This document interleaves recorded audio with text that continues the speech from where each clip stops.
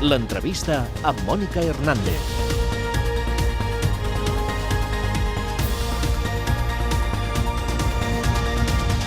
Molt bon dia, són les 9 del matí, benvinguts a l'entrevista. Arrenquem setmana avui fins a les 10 a les televisions de proximitat d'arreu del país. Avui amb David Fernández, és diputat de la CUP. Molt bon dia. Bon dia, Mònica. Com està? Bé. Bé? Començant el dilluns, fa una estona ja. Avui té un dilluns complicat perquè tenim una nova jornada de la Comissió de Frau Fiscal. Avui amb 3 fills del matrimoni Pujol-Ferrusola, Oleguer, Mireia i Josep Pujol. Està servint per alguna cosa aquesta comissió, senyor Fernández? Segurament sí, no? Però això no treu que hagi d'haver una mirada crítica, no? Sobre el que podia millorar.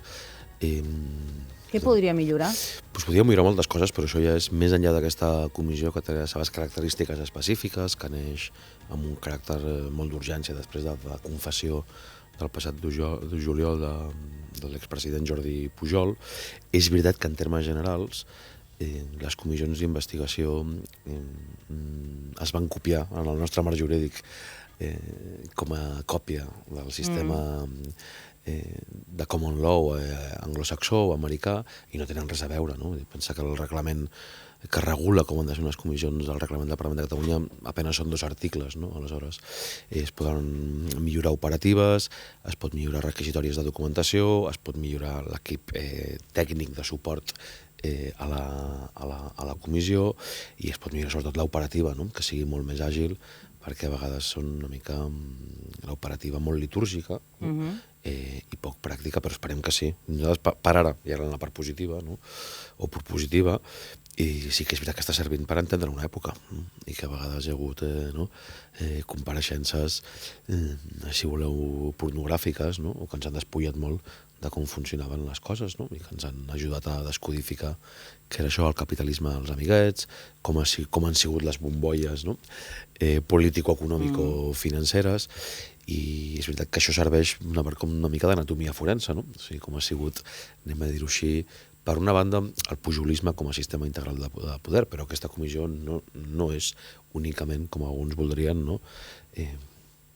La confessió, que és el que hi ha a darrere, sinó el frau fiscal, que té un volum no de 4 milions d'euros, que és el perquè estan imputats bona part de la nissaga Pujol, sinó de 16.000 milions d'euros. Estem parlant d'un frau fiscal anual absolutament desorbitat, del més gran que hi ha a la Unió Europea i que passa, òbviament, per comptes andorrans, suïssos o aliens. Però la voluntat, a més venint només en 2 anys d'experiències de tot tipus, les de comissió d'investigació, la comissió de sanitat i la comissió de caixes, per nosaltres van ser un fracàs. Però també és veritat que hi ha hagut altres comissions, en aquest cas modalitat comissions d'estudi, que han sigut un bon instrument, com la comissió de bales de goma. Realment van complir la seva funció, intentar entendre, no? Però, bueno, en tot cas, també és una comissió tècnicament limitada pel temps i pel nou cicle electoral, que haurà d'acabar els seus treballs, una part dels seus treballs abans del juliol, i el compromís polític de la resta de forces de seguir en la propera legislatura. Però hauria de fer una bona anatomia forense i hauria de fer també una bona proposta política, legal i institucional, perquè és una comissió d'investigació política. En tot cas, vostè no està satisfet. Jo estic ambivalent, ambivalent i intentant que funcioni de la millor forma possible, intentant que ajudi a escatir, que ajudi a investigar, que ajudi a saber, però hi ha limitacions. També l'àmbit que treballa la comissió és molt, molt, molt ampli, no? És intentar entendre... Però bé, en fi, ens queden 20 sessions i en portem, jo crec que 13 o 14, i la voluntat és que per una vegada les comissions d'investigació serveixin per alguna cosa. La setmana passada el vam veure vostè amb un to molt dur amb un diputat del Partit Popular. Fins i tot el PP es planteja demanar la seva destitució com a president de la comissió per falta de neutralitat, diuen. Bé, això forma part en la línia del Partit Popular. A mi em preocuparia segurament que diguessin la contrària. Són arguments absolutament banals, no? I que el que volen segurament és simplement desprestigiar la pròpia comissió d'investigació i les pròpies institucions polítiques catalanes. I això, afortunadament, l'accés al desenvolupament de la sessió és obert, està a la xarxa i es pot observar perfectament com s'abusa del temps de forma absolutament immisericòrdia, és a dir, el doble que la resta de grups, i segurament fins i tot planificadament, no?, per intentar tensionar Otiba. Però, de fet, encara és més inquietant, no?, o més kafkià que la primera intervenció, quan jo m'adreço al senyor Santamaría, és precisament per aclarir el que està requerint ell, és a dir, per contribuir a formular, a clarificar la seva pregunta, que l'estava realitzant en termes confosos sobre què és treballar per l'administració pública o què és cobrar de l'administració pública. Però de totes formes ja va passar ara també fa 15 dies, quan va comparèixer Jordi Pujol Ferrusola i va donar la còpia del CD, de la hipotètica, suposada còpia íntegra del CD de la conversa de la Camarga, i també, vull dir que no és... I des del primer moment també es van oposar, és a dir, això és mentida, des del primer dia el PP s'ha oposat a que la CUP tingués la presidència del primer dia. Hauria anat diferent si fos un altre partit qui tingués aquesta presidència, creu vostè? Home, nosaltres vam arribar a les beceroles de la comissió quan passava el de sempre, que és com començaven les investigacions, torno a la primera pregunta, que hi havia vets i que continua havent-hi un vet polític sobre compareixents. A la comissió de Caixes vam veure com PSC i Convergència evitaven que comparegués Isidre Fainé, i si algú sap de la bancarització del sistema català de caixes és precisament Isidre Fainé, i aquí nosaltres vam dir que plegàvem si hi havia vets polítics. Va costar 2 o 3 sessions i al final s'han aixecat tots els vets polítics. Per tant, és poca cosa, que si ho comparem amb tot, però home, és una diferència substancial de que s'han acabat que en les comissions d'investigació es puguin operar amb vets, i la darrera, el darrer vet, aquest era més per altres latituds, era el del propi president de la Generalitat. Nosaltres vam insistir que comparegués per pròpia voluntat, però també va costar, però al final és la primera comissió que podem dir que no hi ha hagut cap vet de caràcter polític. I també és veritat que la presidència de la comissió, o una presidència de la comissió, és un marcat caràcter tècnic, i el marge és veritat que pot organitzar el debat i l'intenta endreçar, però del Partit Popular i del senyor Santamaría, que també altres vegades, no només amb aquesta comissió, sinó també al ple del Parlament, doncs utilitza aquest filibusterisme polític i aquesta tàctica de tensionar i de recrear-se en una mena de societat de l'espectacle. Doncs ja estem acostumats, malauradament, però és el seu objectiu, degradar la vida política catalana. Vostès estan ara immersos en un debat intern sobre el full de ruta.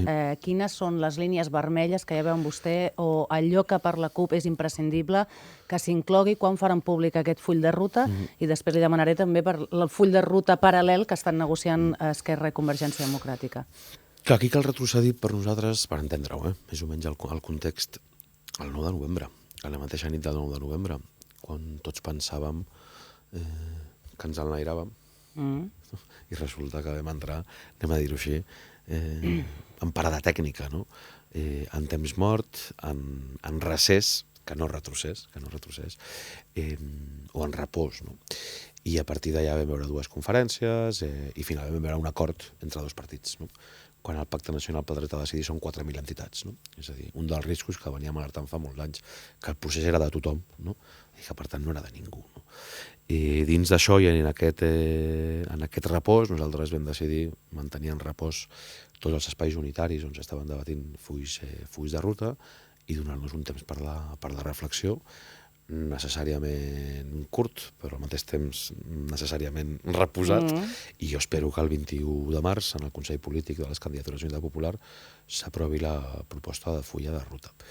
Més que condicions o límits, la reflexió és pràcticament la mateixa, és a dir, el procés allà està, i continuarà, però per projectar-lo, per fer-lo irreversible, per fer-lo avançar, entenem que el potencial democràtic que té és sumar les 2 majories avui actives al país.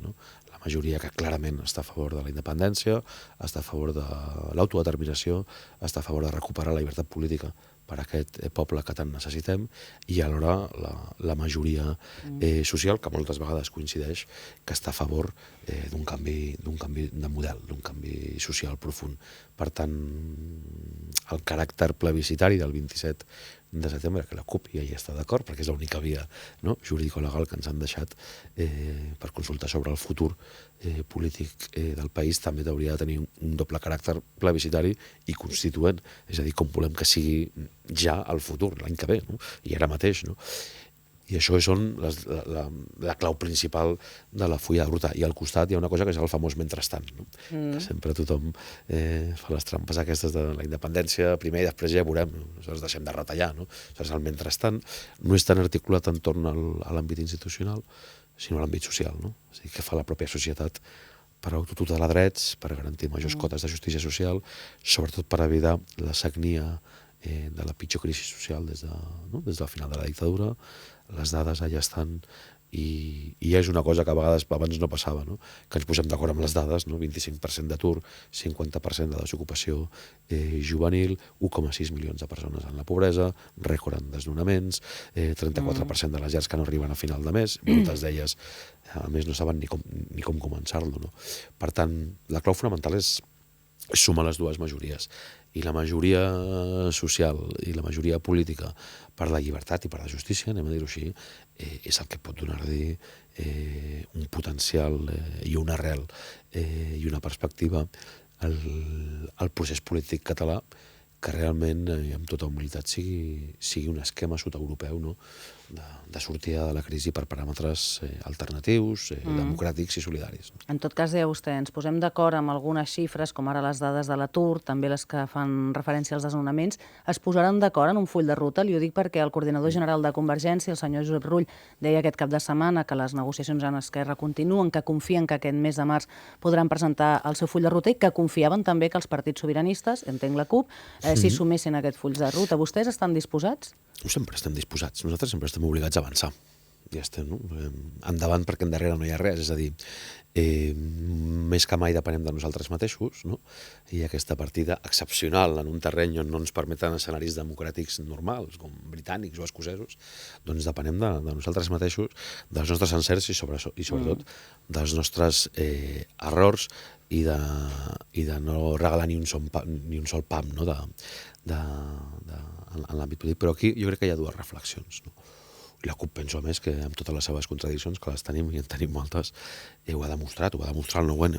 No era la nostra pregunta, no era el nostre esquema de referèndum, era un procés participatiu, no era com ho havíem assolit amb un diàleg multipartit al desembre del 13, però allò ho va fer l'estat espanyol, no? Però en tot cas hi ha dues reflexions. El sí, òbviament, sempre està condicionat, no? O limitat a dues coses, el com i el què. S'ha d'acabar també el misses dites i a taula parada. Nosaltres la pregunta que es pacta ens la trobem una tarda d'un dimecres i ens diuen que dijous al matí l'hem de firmar. O sigui, si volen comptar amb la CUP, i ja anem molts anys de procés, que comptin abans, durant i després dels processos de debat, de deliberació i de concreció, perquè l'acord electoral entre Esquerra i Convergència, pel qual Convergència guanya temps i Esquerra guanya que no hi ha llista unitària, es fa no d'esquenes a la CUP, d'esquenes a tot el país, en un despatx, i això és vella política. Home, sembla que Duran de moment no els estan tenint en compte, perquè ells estan negociant i no sé si els han cridat o no, o vostès han negat la seva participació. És obvi que és negociacions a dos bandes i que jo no reclamo assabentar-nos abans perquè som una formació política. Ho dic que si hi ha un espai sobiranista, si hi ha una majoria pel dret a decidir, si hi ha un pacte nacional pel dret a decidir que pràcticament aplega a tot el teixit social, econòmic, sindical, cultural viu del país, doncs també que es compti amb ells. Si ara ens hem d'enterar de la fulla de ruta dels 3 punts, no? Per una roda de premsa i dir-nos que esteu d'acord o no esteu d'acord, i com nosaltres, debat, deliberació i concreció, nosaltres assumim que som 3 diputats, que som un 3, 5, 4% del vot, bueno, una mica més, segons les projeccions demoscòpiques, però que no val comptar amb la CUP només per la foto, no? I això a vegades continua sent vella política i a més amb el degut respecte molt convergent. En tot cas, amb vostès no s'han posat en contacte en les últimes setmanes? No. Les formacions polítiques, no. Nosaltres clar que mantenim els contactes, fins i tot en aquesta sensació col·lectiva justa i legítima de recés, de parada tècnica, de temps mort, nosaltres no hem deixat de parlar amb ningú. Al contrari, vull dir, fem feedbacks, copsem què pensen altres entitats, com ho veuen altres espais polítics o socials. I això és el com, no? I l'altre és el què. I el com i què tenen un paraigües comú que es diu radicalitat democràtica, no? I el que també, aleshores, abans, sí que és veritat que abans que esclatessin les tensions, anem a dir-ho així, abans del 9-N, lògiques, d'altra banda, en un conflicte, en un procés polític, que no és fàcil, el que estem fent no és precisament fàcil, sí que havíem parlat molt amb l'Oriol Junqueras, la relació continua sent molt fluida respecte a quin era aquest marc paraigües, no? Aleshores sí que es parlava més de la llista paraigües, la llista mosca, i ens dèiem que 3 punts comuns, no? que responien globalment i holísticament a les 3 crisis que estem vivint. Aleshores, un punt era la independència, òbviament, amb el desplegament de calendari dels següents 12-18 mesos, anem a dir-ho així, i això és la CUP hi està treballant, un punt que era independència, 2 que era pobresa zero, i 3 que era corrupció zero, al mateix nivell, sense jerarquitzar, en el mateix nivell. Aleshores, en funció d'això, és obvi que si se li ha de donar caràcter plebiscitari a unes eleccions, s'ha de decidir com se li dona aquest caràcter, i el caràcter el dona la majoria política i social, i una forma òbvia de que sigui descodificat com unes plebiscitàries constituents és que estigui molt clar que qualsevol ciutadà o ciutadana sàpiga que si vota aquelles formacions que ho porten, doncs sàpiguen que estan introduint un sí com una catedral, anem a dir-ho així. Vostè ho ha deixat clar, no volem que ens cridin només per la foto, sinó que ens agradaria participar durant, que de moment sembla que les negociacions són a 2 bandes, però això no vol dir que vostès, un cop el president Mas, el senyor Junqueras, els cridin per presentar-los aquest full de ruta, vostès estan oberts al diàleg i fins i tot, entenc, a donar-hi suport si allò els satisfà, aquella proposta. És diferent. Vist i coneixedors, sí, la pregunta seria sí. Allò pel titular jeràrquic sí, però el diàleg, allò serà una proposta i nosaltres tindrem la nostra i hi haurà algun punt d'intersecció comú, no? I nosaltres, sabedors que no comptaran amb nosaltres, perquè encara funciona així la vella política, presentarem la nostra proposta, ells presentaran la seva i nosaltres la nostra, i altres potser en presenten altres, perquè no només hi ha partits polítics, afortunadament, en aquest país, també hi ha societat civil, teixit associatiu, moviment popular, i aleshores haurà de ser entre l'ANC presentarà la seva el 12 d'abril, per exemple. El 12 d'abril, exacte. Aleshores jo penso que aquí haurà d'haver-hi un bon debat col·lectiu i estic convençut que hi haurà els punts comuns, no?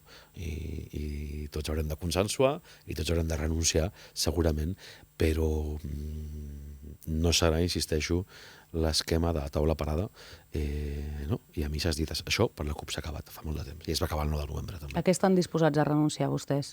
Nosaltres a renunciar? Nosaltres a entendre que la unitat es basa en la pluralitat, no en la uniformitat, i que per tant hem de trobar sempre el mínim comú denominador i al mateix temps el màxim, no? Si és possible, el màxim comú multiplicador, però nosaltres en aquesta lògica de les 2 majories, que a més em penso que és una reflexió que tothom comparteix, no?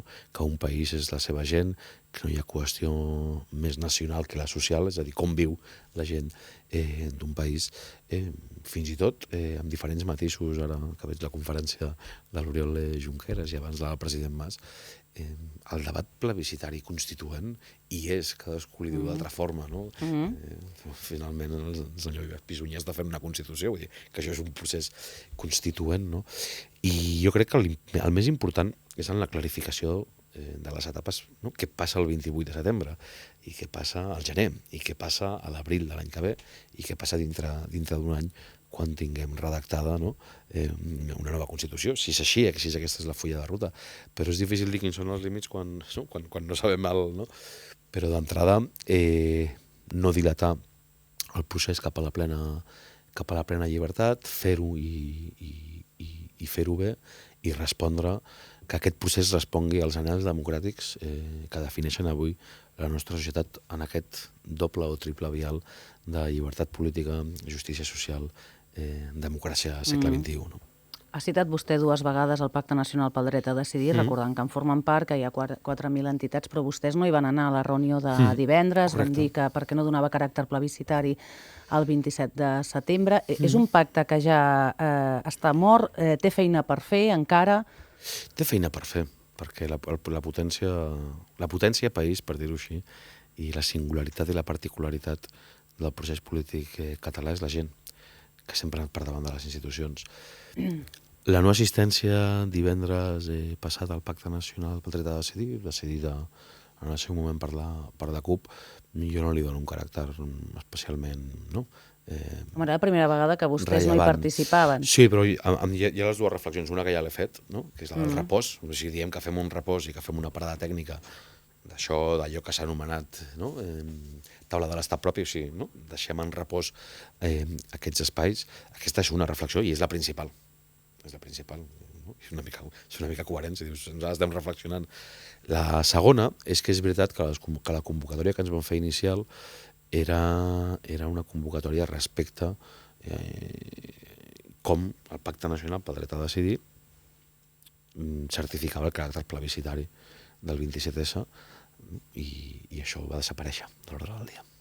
I es va convertir fonamentalment en una conversa posterior amb els eurodiputats que han treballat la qüestió del dret a decidir.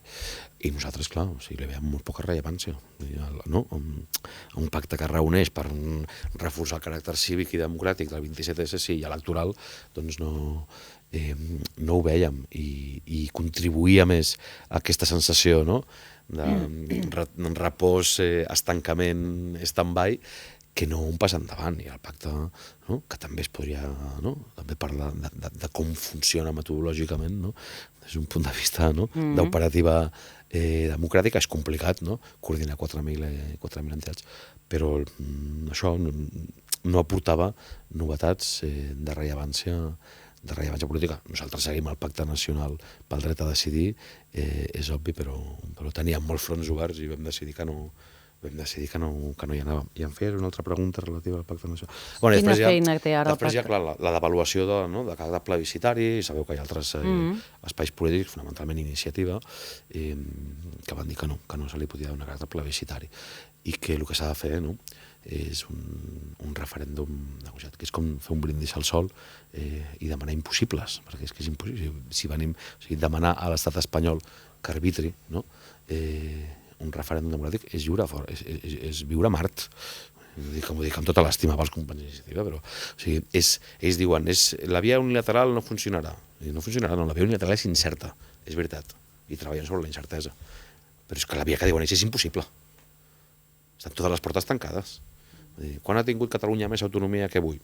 La setmana passada, com a mínim el síndic de Greuges, això deia algú pel Twitter la setmana passada. No està conscient que estem en una ofensiva recentralitzadora, autoritària, repressiva, que no és només que prohibeixen la consulta, és que prohibeixen l'autoritat catalana per la prevenció de la tortura, prohibeixen la prohibició del fracking, prohibeixen el pobre decret de pobresa energètica, prohibeixen ara la setmana passada l'impost sobre operadores de telefonia mòbil respecte al cinema català, és a dir, no deixen fer res, i amb aquests hem de, amb aquest estil, i s'ho juguen tot a un marc general on tot és molt més incert en l'estat espanyol. És a dir, l'esquema de que ha de passar alguna cosa a Madrid perquè després passi alguna cosa a Catalunya és el que porta dient, per dir-ho en termes molt populars, la casta, fa 40 anys a aquest poble i a aquesta societat. Senyor Fernández, parlava vostè abans de les projeccions de vot. Avui tenim una enquesta al periòdico feta per GESOP que posa en evidència que Ciutadans seria segona força per darrere de Convergència. Passaria, segons aquesta enquesta,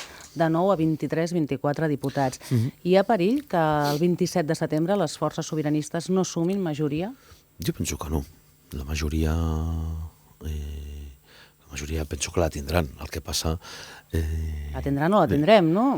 Vostès s'inclouen en les forces sobiranistes. Sí, ara ha sigut un lapsus. La tindrem. La tindrem, sí, però el problema... Això és aquest, però a mi sí que em neguiteja. I em preocupa i m'amoïna, sobretot, que quina tenim.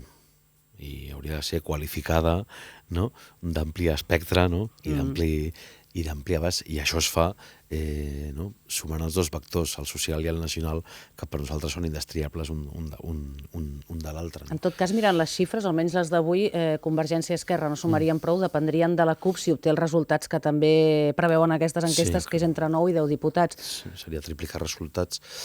Ja ho veurem, perquè també aquí ens oblidem també... Ara hi ha molta cuina demoscòpica, anem a dir-ho així, en veritat.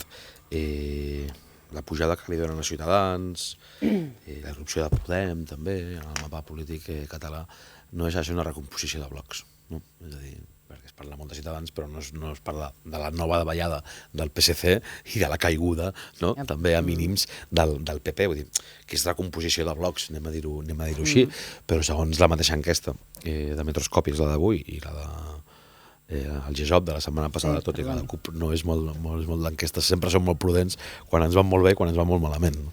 Perquè afortunadament vivim i treballem en la realitat, és que ara continua havent-hi 2/3, no?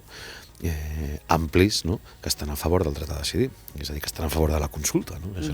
És sobre aquestes bases sobre les que s'ha de treballar inclusivament. Avui estem conversant amb David Fernández, és diputat de la CUP. Fem una pausa de 3 minuts i tornem.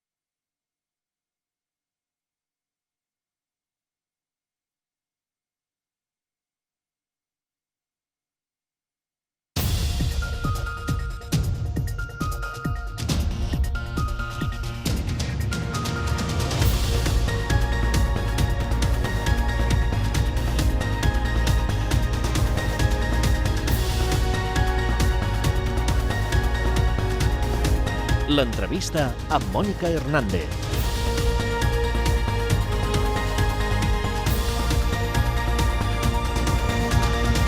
2:15 del matí, això és l'entrevista de les xarxes dilluns, i serem fins a les 10 a les televisions locals de proximitat d'arreu del país. Avui conversant amb David Fernández, diputat de la CUP. De seguida donem pas als nostres col·laboradors, però estàvem parlant de les enquestes que publiquen les darreres setmanes, no només avui la del Periódico, sinó que totes coincideixen en una tendència a l'alça de Ciutadans, la d'avui com a segona força, i vostè deia, home, sí que em preocupa.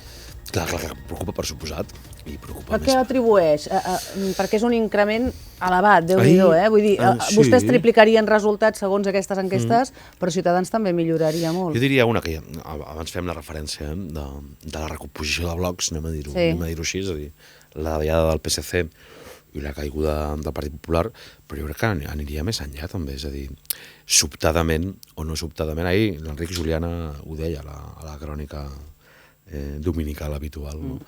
I deia, s'ha instal·lat aquesta sensació de que el de Ciudadanos és una operació d'estat, no? Amb un doble criteri, allò que diu Morgan Stanley i que diuen altres focus. Aquí l'estat espanyol té dos problemes, Catalunya i Podem, no? Ho cosifiquen així, també ho deia Emilio Botín, per cert, defraudador fiscal, 2.000 milions d'euros a Suïssa, 500 vegades més que Jordi Pujol, ho dic perquè a vegades hem de matisar també les coses, i enterrat amb honors d'estat i horrors de mercat, anem a dir-ho així. Però en tot cas, hi ha un punt d'operació d'estat en l'operació Ciudadanos, jo ho veig així, i de sobte, repentinament, portades de l'ABC, del País, de la natura política de l'estat espanyol ja la coneixem, i les seves elits i les seves lògiques comunicatives. Per una banda, segurament, no sé què opinarà Podemos, no? Davant l'efecte Podemos a l'estat espanyol, i l'altre, com moltes vegades nosaltres sempre el qualificam el partit de la Fiscalia a Ciudadanos, perquè políticament sempre és la línia de...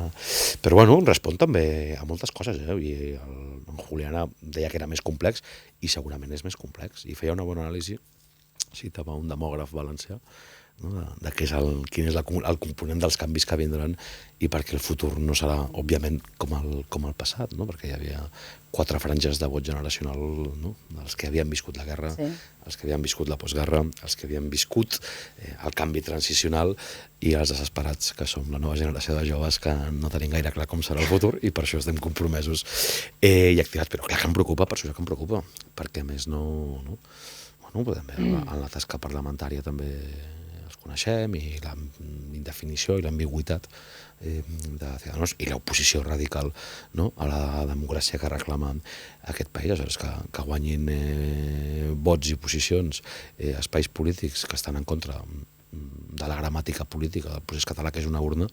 doncs és profundament preocupant. David Fernández, li presento els dos col·laboradors que avui participen en aquesta entrevista. Avui m'acompanyen en Joan Ruedas, director adjunt, expert en temes locals del diari El Punt Avui. Molt bon dia, Joan. Molt bon dia. Com estem? Molt bé. Bé. I en Xavier Barrena, periodista, redactor de política del Periódico de Catalunya. Molt bon dia. Bon dia. Doncs vinga, endavant. Ja podeu començar, Sí. Jo et volia preguntar per l'enquesta que traiem avui respecte a la comissió Pujol. Diu que només el 14% dels catalans confien en la feina dels diputats i el 78,5% creu que no servirà per aclarir el cas Pujol. Quan es va fer càrrec de la presidència de la comissió, esperava canviar la tendència, tenia algun tipus d'esperança, d'anhel L'esperança mai rompuda, que sempre mantens, però sabent que la batalla era absolutament difícil i tenia un punt de quimèrica. És a dir, quan vam assumir, quan vam tenir el debat intern si ho agafàvem o no, perquè sabeu que rotatori ens tocava per pura tornicitat en aquella comissió, sabíem que la batalla era molt difícil. A més, veníem d'una experiència per la CUP negativa, de la comissió de caixes d'estalvi, que també crec que, si avui preguntes quines són les conclusions de la comissió, ningú et diu res. No ho sé, què va decidir? Allò, de nivell, de calat, de profunditat, de fundària. I també veníem de la investigació en matèria sanitària. I aleshores, era molt... Està molt devaluat el que és la comissió. De fet, mai hem tingut comissions d'investigació en aquest país. Quan es va fer el procés constitucional, abans ho comentàvem, es va fer un copia i pega dels models anglosaxons, però els sistemes continentals europeus no tenen res a veure. I l'altre és, davant d'aquestes dificultats, intentar obrir escletxes. Una és la dels vets, abans ho comentàvem també, és la primera que s'han aixecat els vets, però clar, amenaçant de dimitir. L'altra és les lògiques que encara funcionen, que són molt partitocràtiques, és a dir, les comissions d'investigació encara funcionen per majories polítiques. I haurien de ser molt més neutres, de dir, hem d'investigar això i no hauria d'haver vets. Jo penso que sí, com a mínim, del poc, vull dir, amb aquest 14%, o amb aquest 78% sobretot, m'identifico molt, ja ho hem dit també, fa poc també ens van caure pedres i tramussos, no? per criticar, no? Doncs com funcionava la comissió i, no? I anem a dir-ho així, no? La poca que no estava donant els fruits que s'havien de donar i que no s'apretava com s'havia d'apretar i que no donava els fruits que esperàvem. I jo ho mantinc, perquè és el que pensava i és el que penso quan estem... Però jo penso que sí en dos nivells. El de l'anatomia forense, el de les conclusions polítiques sobre una època viscuda, i aquí hi ha hagut compareixences absolutament despullants, anem a dir-ho així, segurament, no? La Jordi Pujol Ferrusola, la Júnior, hola, això és el cicle que hem viscut, i això funciona així, no? I una altra que és la d'alternatives, la de conclusions polítiques que elevin totes les mesures que caldria aplicar per combatre el frau, l'evasió i l'elusió fiscal, no? Les mesures institucionals, legals i polítiques que calgui arbitrar. Però jo penso que això, l'altre és tasca d'altres espais. Això no és un judici penal, no anem a redactar sentències ni condemnes, i per tant jo penso que sí. I com venim d'on venim, i venim del carrer i de baix a l'esquerra, nosaltres ja estem preparant altres coses. És a dir, no ens quedarem asseguts a la comissió, ja fa molt de temps que treballem en un mapa de la corrupció als països catalans i en aquestes conclusions que, si no són institucionals, seran político-socials a fora. És a dir, si no ho fa la institució, ja ho farem al carrer. I això també és un bon equilibri democràtic, no confrontar, sinó complementar, i amb això treballem des del mateix dia en què vam decidir el risc, no?, de presidir una comissió. I tot això, jo penso que també s'ha de ser no genèric, sinó concret, no? Hi ha diputats que saben perfectament del que estan parlant, no? Parlar de Marc Vidal o de l'Oriol Amorós, i saben perfectament del que estan fent. Altres venen amb el retall del diari. És així, i qui no li agradi que s'hi posi fulles, només han de veure els vídeos. Jo justament volia insistir per aquí. La sensació que hi ha al carrer, penso jo, no és només en aquesta comissió, sinó que en general les comissions que s'han fet últimament no han servit, no? Però quin és el grau de culpabilitat, entre cometes, dels diputats que estan participant en aquest, quan hi ha alguns que han vingut a fer mítings, quan ha vingut determinat personatge, si no ja no han aparegut més, o altres que s'ha vist clarament que la documentació és molt menor, diguéssim, no? Com a president no sé quina valoració en fas. Jo faig una valoració mixta també, no? De les llums i les ombres. I les ombres, que també és una documentació ingent, aquí s'ha demanat documentació fins al 1980. La comissió ordenar més de 200 compareixents que es van aprovar en el seu moment i un volum d'informació que s'habilita digitalment, etc. La comissió, l'equip tècnic de la comissió és un diputat, una gestora parlamentària, que és una heroïna, no? I un lletrat. I amb això hem de desplegar una comissió d'investigació sobre el pujolisme. I a partir d'aquí, res, A partir d'aquí tots són demandes, no? I processa, i demana, i govern, i aquesta informació, i envia això al banc perquè escriu a Andorra i que et diguin no, i a redactar la carta de resposta als directius andorrans còmplices que diuen que no pensen venir a la comissió, i ara el lletrat fer un informe jurídic perquè els hi senten dit que no venen perquè passen del Parlament de Catalunya. És una guerra, entre cometes, no? I això són la part de les ombres, i després també és veritat el que deies, hi ha gent que confon la comissió d'investigació, aquestes jornades extenuants de 9-10 hores que també s'haurien de pensar. Estem en època digital, no? Nosaltres els experts li hem dit que no els volem convidar. O sigui, els demanem una enquesta, que són models europeus, comitès d'enquesta, no? De recerca, dius, què s'hauria de fer, no? I després tens 10 informes diferents, etc. I l'altre també és que anava a dir això, que algun confon la comissió d'investigació amb un plató de televisió. Això és veritat, estan pensant en el tall, i això és així. I l'altre també és que hi ha hagut també autèntiques intervencions. Jo he pres molt, vull dir, amb un tinent coronel de la Guàrdia Civil, tot sigui dit, amb l'Ernesto Kaiser, que va fer una llarga reflexió sobre què és el que passava, i fins i tot amb el Jordi Pujol Ferrusola, de la compareixença de Marta Ferrusola i Jordi Pujol, no en parlem, no? Perquè fa vergonya, no? Fa vergonya aliena la falta de respecte i algunes de les frases que es van dir, no? ja està, no fa falta furgar en la ferida ni tirar sal, no? Però és així, vull dir que digui, anem amb una mà endavant i una darrere i que després surti el fill i digui que guanya 32 milions d'euros en 5 anys, home, no és el que comúment, no? Bueno, una mà endavant i una al darrere, no? Podria ser, però no és. Aleshores, és veritat que això, hi ha les llums i les ombres, i les dificultats són aquestes. Nosaltres, per exemple, també vam intentar incorporar l'única novetat d'innovació democràtica, anem a dir-ho així, que hi ha al reglament, que és que s'incorporin experts. A la comissió, que és densa i complexa, el reglament del Parlament preveu la incorporació d'experts, que poden preguntar com la resta de grups, però no voten. Es vam proposar, en aquest cas, als inspectors d'Hisenda, gent que sap perfectament com funcionen les trames d'evasió o al·lusió eurofiscal, i ho va votar la majoria política. En aquest cas, si no recordo malament, Convergència, ho hauria de mirar, Convergència segur, i no sé si era amb el vot del PP o amb el vot del... Sí, amb el vot del PP, segurament. No?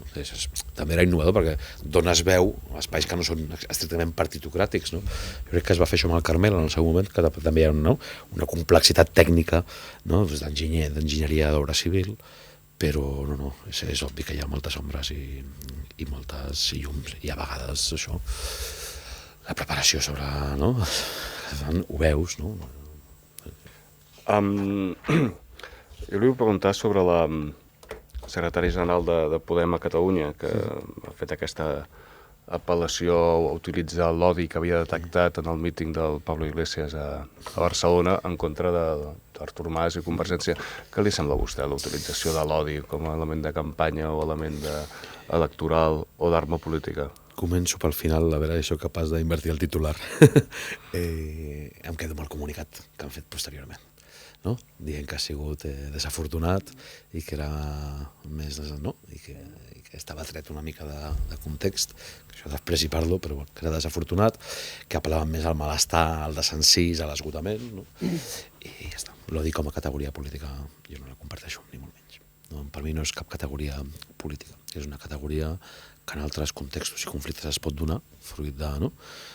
Pues de l'horror de la guerra, fruit de violències inusitades, però no m'agradaria contribuir ni una coma a la guerra contra Podem, anem a dir-ho així. Em sembla molt desafortunat, perquè a més entenc el que es vol dir al darrere, però és que a més qüestionaria molt que el que en aquell dia fos odi. El que hi havia era ganes de canvi, no? O el que hi havia, però l'odi, el llenguatge s'ha d'anar molt en compte, perquè el llenguatge també conté violències, no? I aleshores s'ha d'anar molt en compte en utilitzar-les. I vostè creu que un dirigent o una dirigent a nivell estatal de Podem pugui justificar 11.000 euros de guanys en interessos bancaris, tenint en compte com estan els dipòsits, és a dir, deixar els diners simplement al banc? 11.000 euros és difícil que s'obtinguin si no els mous amb fondos d'inversió, etc. Creu que és pertinent, diguéssim, que faci després un discurs, aquesta formació contra la casta, contra els poders, els mercats? Pregunteta de dilluns, Faig 3 respostes. La primera, que jo no ho faig. Ja està. I que mai ho faré, òbviament. Jo tinc els meus estalvis, ho puc dir tranquil·lament, no? A COP57, no? I a més sense interessos, vull dir, els interessos els torno a COP57 perquè financin projectes socials. 2, la pregunta, perquè s'ha de respondre als periodistes sempre el que pregunten és no em sembla bé, no em sembla, no sé què és pertinent. I la tercera és que demostra fins a quin punt la popularització del capitalisme especulatiu ha arribat a tot arreu. Amb tot el respecte a qui sí, com tampoc em sembla bé com es respon a certes coses. És a dir, que hi ha guerra bruta contra Podem és obvi, i nosaltres sempre ho hem dit. En la guerra bruta contra Podem, decretada per les clavegueres de l'Estat i per les èlits del país, tindran tota la nostra solidaritat. Però aquesta solidaritat no taparà res, ni justificarà res, ni farà que caiem sobre altres aspectes que no ens semblen bé. Perquè si demà ens enterem que el senyor Rull ha cobrat 425.000 euros de la CDU a Alemanya i que ho ha declarat, li muntem un escàndol polític, I això és així, però les dues coses, Tota la solidaritat política contra la guerra que els han declarat, des de la diferència política, però em sembla, i des de l'esperança, del que pot significar per a molta gent les persones de l'estat espanyol i també de Catalunya, però aquesta solidaritat política irrenunciable no pot justificar coses, no? S'ha de ser molt més crític amb els propis, no? Perquè al final el que lliga la coherència són les paraules i els fets, no? I després hi hauria coses més antropològiques i més sociològiques que seria interessant com a fenomen Podem, no? Aquesta espècie, no? Que hi ha unes extraccions molt semblants, no? Acadèmics, no? Que han treballat per altres governs, i la CUP més aviat som joves, que hem sortit de la ITT i de altra cosa, però en fi, no, ja està. Talleu-me, que si no m'enrotllo molt. De la CUP volia parlar justament. I no sé com entrar i després no sé com sortir. Recte final de legislatura, hi haurà moment de fer balanç quan toqui, però jo sí que volia demanar-te, creieu que pel futur de la formació política, que tu no ets militant de la CUP, ho seràs properament, segons ja has dit, no? Però que és bo pel futur que cada cop que hi hagin eleccions canvieu tots els representants? És a dir, la gent que us poseu al capdavant, que es posin al capdavant en la propera legislatura serà totalment nova, no tindrà aquesta experiència que abans parlaves tu, d'aquests anys que, durs, però d'experiència i que vas agafant el ritme de com es treballa al Parlament. Això, què té de bo i què té de dolent? Què té de bo i què té de dolent? Nosaltres seguim mantenint, després d'aquests 2 anys i 8 mesos pràcticament, que té més potencial ètic i polític no repetir que repetir.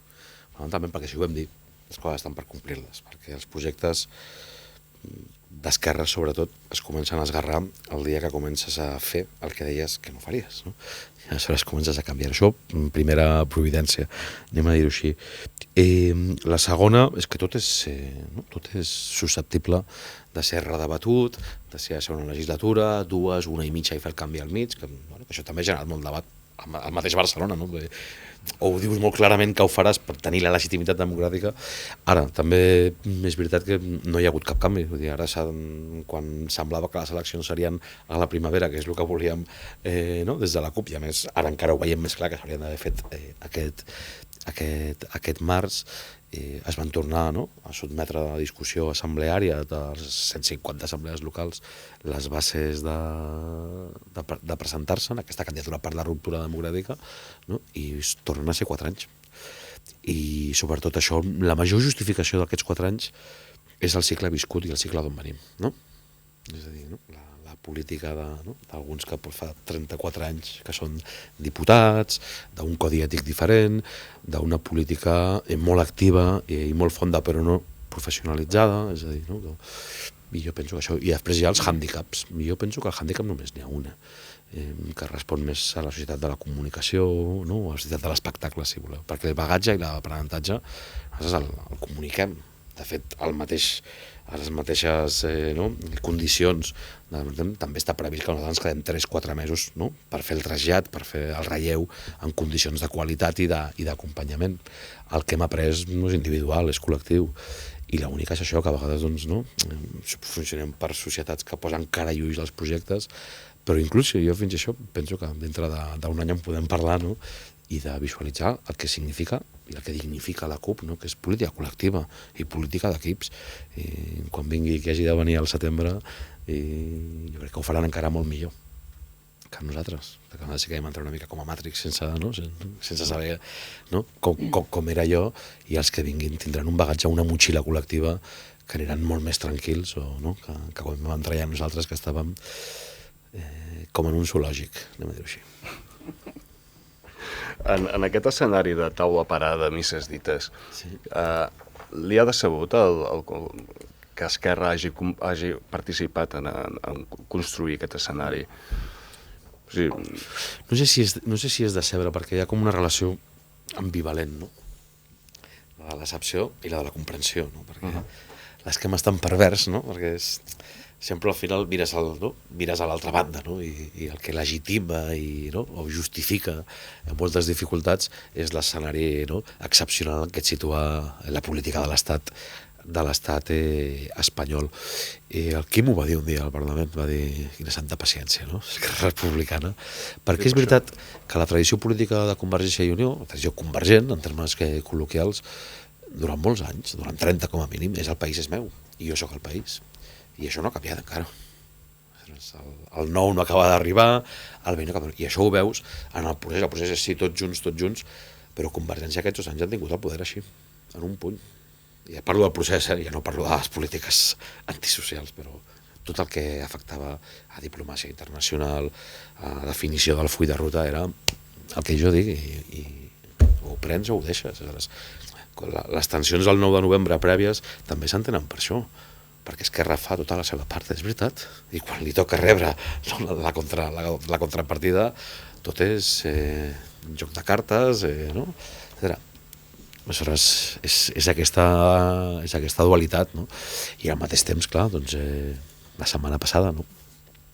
Posa una firma en uns pressupostos que per nosaltres són inacceptables, impossibles, perquè són ficticis, perquè es baixen sobre una ficció, que és que l'estat espanyol abonarà 2.500 milions d'euros que consoliden les retallades i que no són cap pallafocs, tot al contrari, a l'auge de les desigualtats socials, de la pobresa, de l'atur i de la precarietat. Aleshores, la situació política excepcional que vivim, suposo que per ells és el que justifica, però bueno, això ho haurien d'explicar ells, i quan ho expliquen en aquests termes, no? Perquè finalment estem en un esquema molt pervers, que estem entre la paret del mercat, no?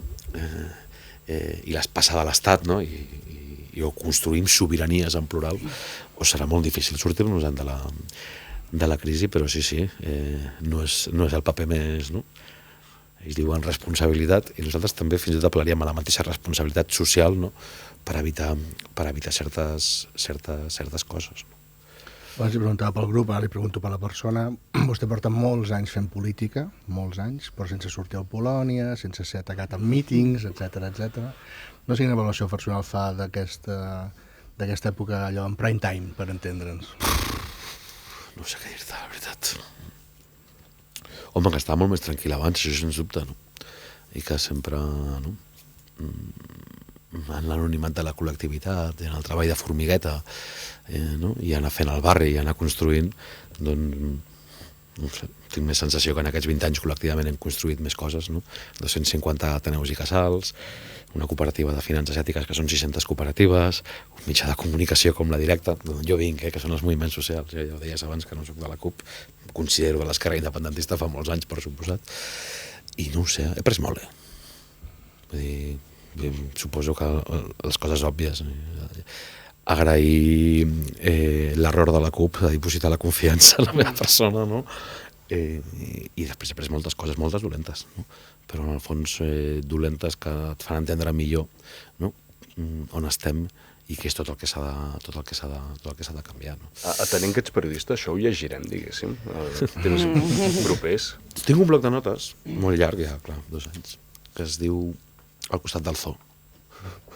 No sé, el títol que em va sortir, i sí, persegueix una editorial fa temps, però no tinc temps, que ha sigut una de les coses, i si portes per les persones, doncs no tinc temps. No, aquest cap de setmana, miraculosament, però de casualitat, m'he donat compte aquest cap de setmana que feia 2 anys i 8 mesos que no feia una cosa així, no? I per tant, cada setmana que ha participat en aquest homenatge a Ovidi Montllor a Vic, ho dic per modest, els espectadors que no puguin saber què pensaran que ha fet aquest cap de setmana David Fernández. Amb un acte cultural, amb un poeta i amb un músic enormes, que és el Borja Penalba i el David Canyo, però tu ens comptes això, no? Que estàs fent 16-17 hores al dia, 7 dies a la setmana, i clar, això al final la salut mental jo la noto cansada, no deteriorada, o no ho sé si està deteriorada o no, però t'has cansada, sí, però pres moltíssim, i tot el que ens queda per fer, vull dir que no és... I és Matrix, però ho hem dit, jo crec que la primera reflexió va ser Matrix i va ser la bona, no?